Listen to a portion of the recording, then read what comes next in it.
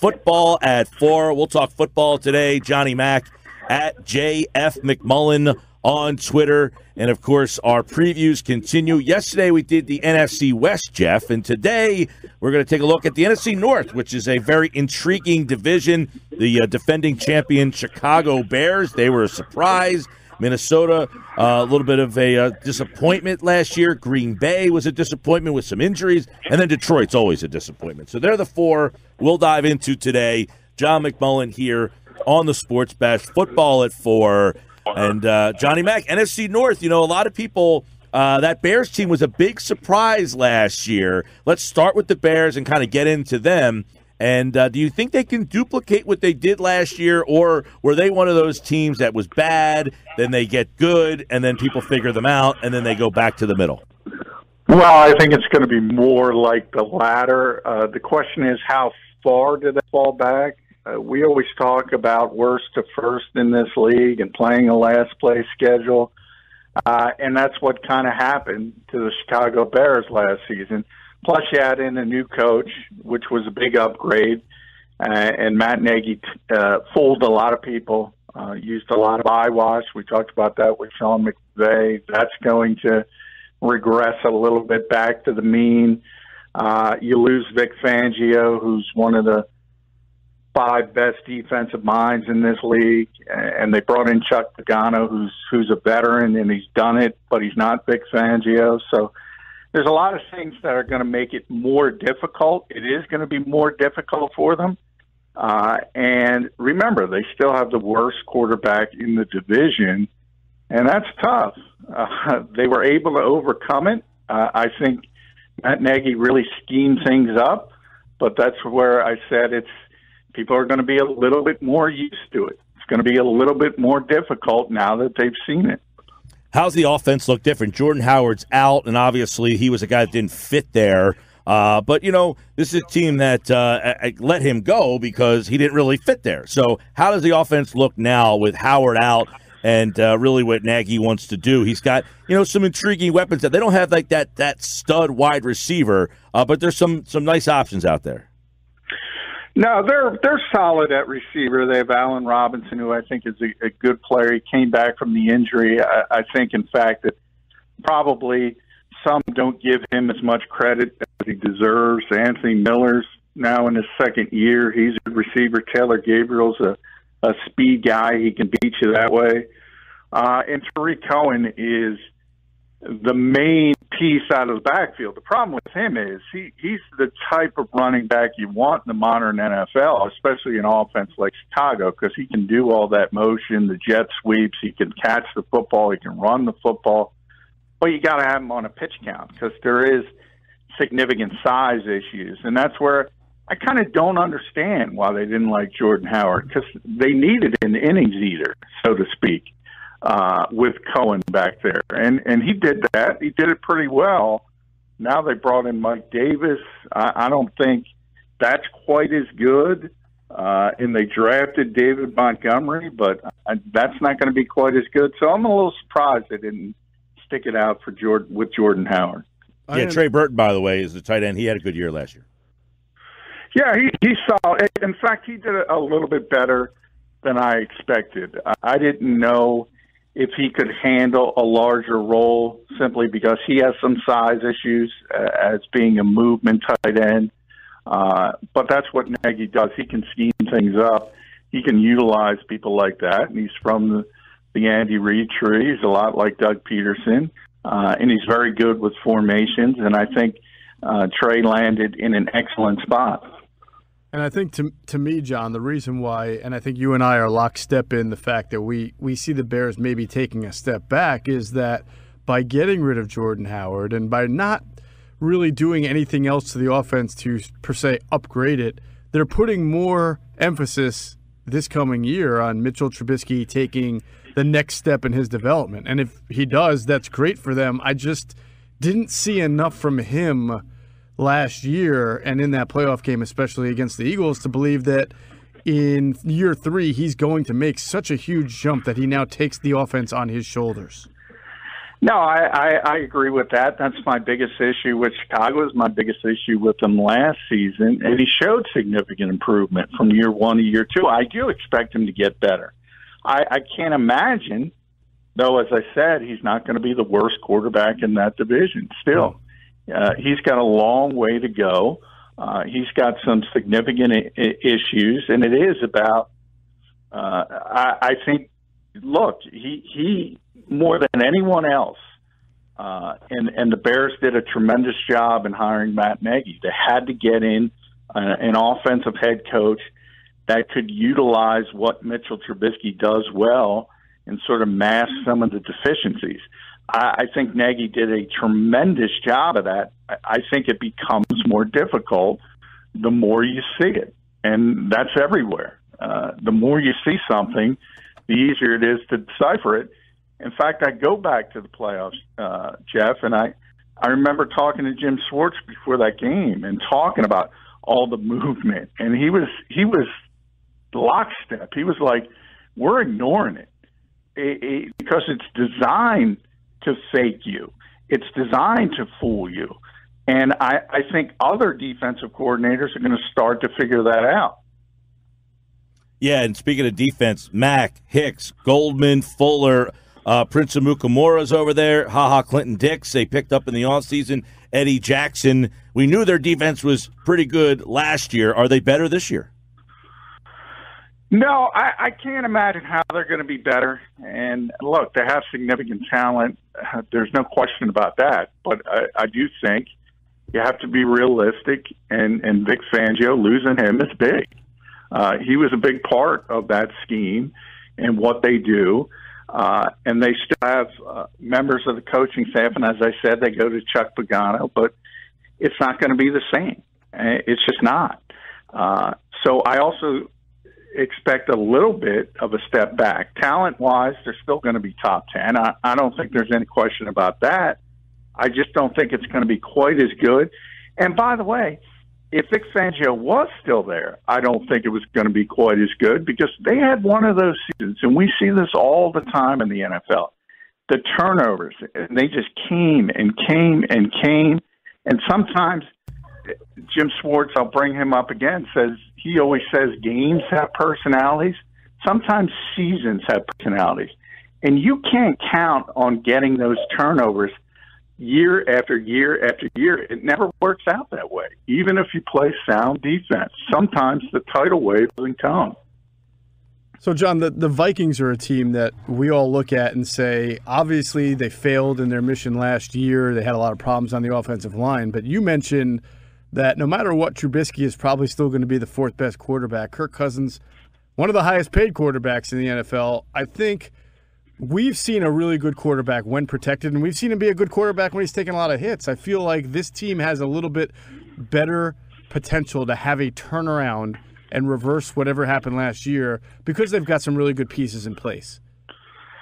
Yeah, I mean, defense, they're going to be good. They're probably going to be top 5. They always are, since they have the talent in place and Mike Zimmer's in charge.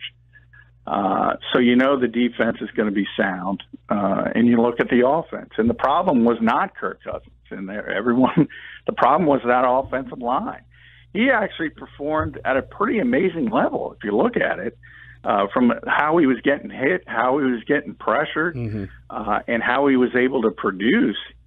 If that offensive line was even average, that was a playoff team. Remember, if they win Week 17, the Eagles aren't in the playoffs. They are. With that offensive line. So when everyone wants to point at that quarterback, and I get it because of the contract, and he's not a superstar, he's not Aaron Rodgers, never mind Matthew Stafford, he's not even Matthew Stafford, but he's good, he's solid. And if you put a competent offensive line in front of him, he's going to perform. The question is, have they done enough on the offensive line? I love Garrett Bradbury. He's a first-round pick. He's going to start at center right away. I don't know if they've done enough at the other positions. It's still a bottom-half offensive line. The question is, how bad is it? If it's 16, 17, they're going to be a playoff team. If it's bottom 5 again, they're probably not going to be a playoff team. Well, Cook is back. He missed a lot of last year, so that gives him a weapon at running back. And Thielen and Diggs probably, if not the best duo in the league, one of them. Rudolph's a good tight end. So he's going to have weapons. It comes down to that offensive line, as you mentioned. But the defense, as you said, they're top 5, but they've lost a lot of guys. I mean, the names, Kendricks and Barr, Trey Waynes, Rhodes, Anthony Harris, very good. So if they can put it all together, is this team a possible Super Bowl team, or is this just a wild card team? Well, I look at that offensive line. I don't know if they can be a Super Bowl team, but I would think more towards a division winner if it takes 11 wins, or a wild card team. I mean, defensively, they're still really good. They haven't really lost significant pieces. They still have Everson Griffin. The problem is he going to get back to where he was? He had a lot of personal issues. Daniel Hunter's a guy that maybe people nationally don't recognize, but he's one of the best edge players in this league. Kendricks and Barr are 3 down linebackers. Harrison Smith is still an all-pro. And they got cornerbacks. I mean, you talk about Xavier Rhodes coming off a down year, Trey Waynes, Mike Hughes. They have 3 first-round picks at corner. 3. And Mackenzie Alexander is a second-round pick, who's a really good slot corner. So they kind of understand what the modern NFL has become.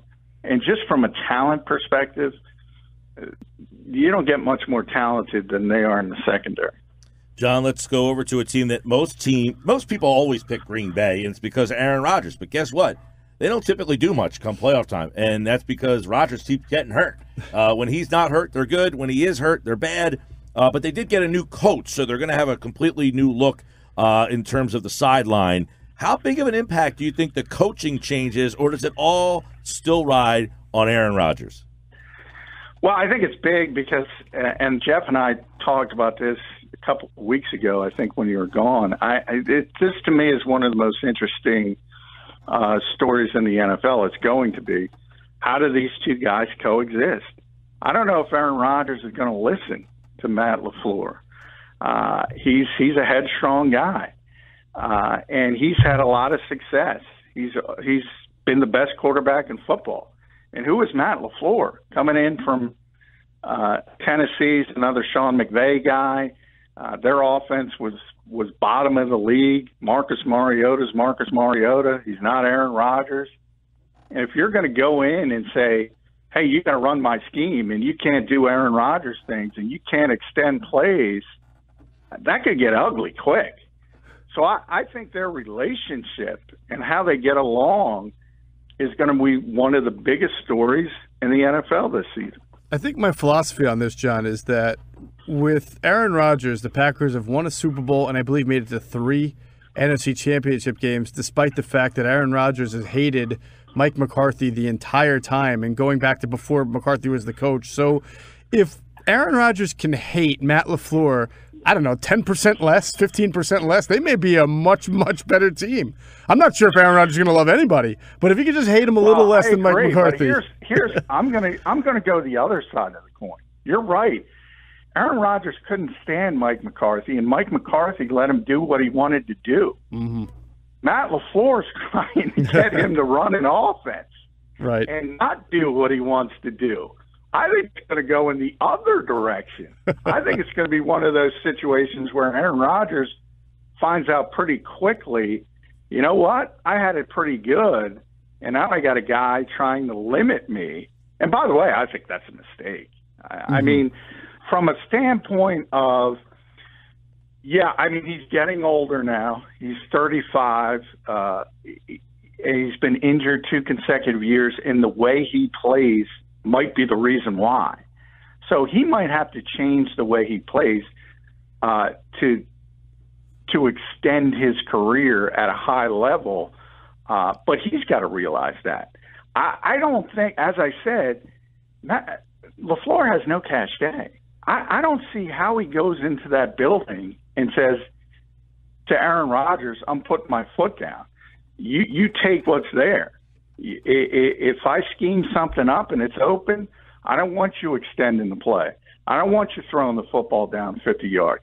I think it's going to go the other direction, and he's going to hate LaFleur more than he hated McCarthy. That's obviously just speculation. Well, if this thing works out, John, at least from an X's and O's standpoint, and LaFleur brings to Green Bay something resembling what we're seeing in L.A. with McVay, is Aaron Jones suddenly a guy that you look at as a potential, I don't want to call him a next Todd Gurley, but as a guy whose career might be about to take off because of the offense within he's functioning? Yeah, I mean, he's a talented guy. I think they've always understood that. I mean, one of the criticisms, and you hear this with a lot of coaches, you hear it with Doug Peterson here, you always heard it with Andy Reid. I mean, they just like to throw the football, understandably why. It's not only the modern NFL, but also having the best quarterback and one of the best quarterbacks of all time. So it's hard to get away from that. I think that has been the bigger issue. Mm. And again, the one criticism I can level at Aaron Rodgers is he believes in himself. And I get why, because he can do so many things and he has so much confidence in himself. But sometimes you brought up the Rams comparison. You know, people have joked that Jared Goff is essentially a glorified exoskeleton. Aaron Rodgers isn't going to do that. Right. He's not going to accept that. I can't even believe anyone would think he would, to be honest. Mm-hmm. Hey, the weapons there, you know, he talked about at running back, but other than Devontae Adams, I mean, Allison, Valdez-Scantling, not a lot there. Jimmy Graham, he's going to be a big pushback for them. So we'll see. I'm very intrigued by this whole LaFleur, Rodgers, how they go with the offense. But defensively, you know, this is a team that when you think about their defense, it's always been Clay Matthews, and he's now gone. And you mentioned on yesterday's show when we did the Football at 4, he hasn't been the same player the last couple of years. So when you're looking at a identity of their defense and an impact player on their defense, I'm going through the names here. You know, Mike Daniels is kind of getting up there. Kenny Clark's pretty good at tackle. But other than that, I mean, they don't have a whole heck of a lot here. No, well, I think Mike Daniels is a really good player. I think people don't realize that. But that's one of those things where they had to move on from Clay Matthews. They waited too long. He's meant so much to that organization, that team. It was really difficult for him. They probably waited 3 years too long, and that's always a disaster. So that was a necessary step. The linebackers don't look good on paper. The defense as a whole doesn't look good on paper, but they do have a corner there. And Alexander, Jared Alexander, he's going to be one of the best corners, I think, in the NFL really quickly. He's really talented. He's just a natural cover guy. So they're probably a little bit better in the secondary than you think. But the linebackers, that could be an issue. But not because they lost Clay Matthews. That part of it's actually good. Right. I do like the pickup of Rashawn Gary in the first round, getting him a pass rusher. And I like Darnell Savage, the safety out of Virginia that they got. And he teams up with Jair Alexander. And Kevin King's a good corner, too. They signed Adrian Amos. I think that they're going to be a little different in that they're probably going to rely on their secondary to hold the coverage and help the pass rush instead of vice versa. Yeah, that's fair. Because I'm not saying it'll work. That's just where that's what they're relying on. Yeah, I mean, that's the strength, so that's what you have to do, and that's sort of what the NFL is. If you can get to the quarterback quickly, it helps your defensive backfield. If you don't have a good pass rush, you better have guys who can cover. From their standpoint, they might have guys that can cover. They probably don't have enough guys to get to the quarterback, so yeah, they have to rely more on the secondary. I think talent-wise, I don't think they match up with the Vikings and Bears, but Aaron Rodgers has always been the great equalizer. Mm-hmm. Hey, Detroit, you know, is a team that changed coaches last year. Matt Patricia, typically the Belichick guys have not fared very well. It was no different last year. There was even talks that there was like a mutiny in that locker room. I don't know if that was true or not, but I'll tell you what, most times when we do these Football at 4 previews, we look at offense, but Hand, Harrison, Robinson, Flowers, Slay, Walker, Diggs, Kennard, I mean, they're pretty good on the defensive side of the ball, this Lions team this year. Yeah, I might even go one further and say the Packers are probably the least talented team, because I think you can make a strong argument that Detroit has more talent as well. And we'll see. I mean, That's the one thing the Patriots do well, and they did it with Dwayne Brown as well. And we'll see if it works out with Trey Flowers. It generally is people pay these guys a lot of money, and they're not the same player. Obviously, Flowers is going to a situation where he's very familiar with Matt Patricia, and we'll see how it works out. I find it very hard to believe they're going to get their money's worth for what they paid him, but that doesn't mean he's not a good player. And if you look at their defense as a whole, I think Darius Slay is another. This division as a whole has really good corners, and he's in the conversation to being the best. That's how good he is. So they do have some pieces on the defensive side of the ball. I think a lot of it has to do with the coaching staff. Are people going to buy in to Matt Patricia? If they start to buy in, maybe you can see some improvement. Maybe the lines will be better than people expect. Well, what strikes me is that Matt Stafford here, first of all, Kenny Golladay is a good field stretcher, one of the better deep threats in the league and probably underrated. And then they sign Amendola to play the slot. They're clearly trying to do the Patriots thing, getting Amendola in there.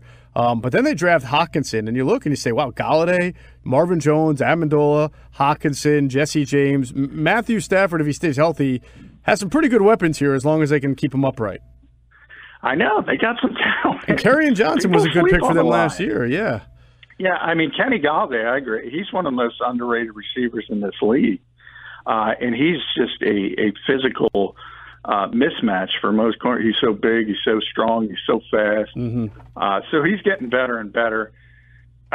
You always have to be wary with rookies, but, I mean, people rave about Hockenson. I'm sure you've heard it as well. Oh, yeah. As far as his skill set and his potential, if he hits the ground running, they're going to be difficult to deal with. And a lot of it has to do with Matthew Stafford. He's another guy. And I get it because everybody, let's be honest, I'm not saying everybody, but most people boil quarterbacks down to success, playoff appearances, Super Bowls. And I constantly talk about it. There's 53 players on every team. Just because you don't have success doesn't necessarily mean you're not a good quarterback. Matthew Stafford defines that. He is a good quarterback. You talk to people around this league, they are frightened of him because he can do a lot of different things. He's got tremendous arm talent. He's much more mobile than people realize. He's big, he's strong, he's physical, he can take a pounding.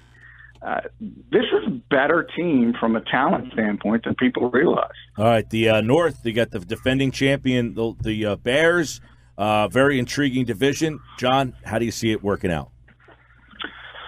I think it's going to be a two playoff team division. I think it's likely to be the Bears and the Vikings, and that kind of tells you. I mean, when you have Aaron Rodgers and you're saying the Packers aren't going to make the playoffs, we just ran down some of the talent. They have issues other places. So that's the concern there. To me, it would be too big of a leap for Detroit. But it's a really good division top to bottom. And I do think it ends up being a two playoff team division. All right. Our previews tomorrow take us to the South. You can check out all the previews on our YouTube channel, on our website, 973ESPN.com. On Friday's show, we will go over the conference as a whole. We'll do the East on Thursday. So we have two more left to go. And then next week, of course, we will be in the Eagles training camp week. And John has all of his Eagles training camp previews up right now on 973ESPN.com. The whole offense is up. The defense is getting started. So check out those previews, and we will dive into those previews next week right here on Football at 4. Follow John at JF McMullen on Twitter, and he, like all guests, appeared via the Boardwalk Honda hotline. All right, John, thanks, pal. All right, thanks, guys. All right, there we go.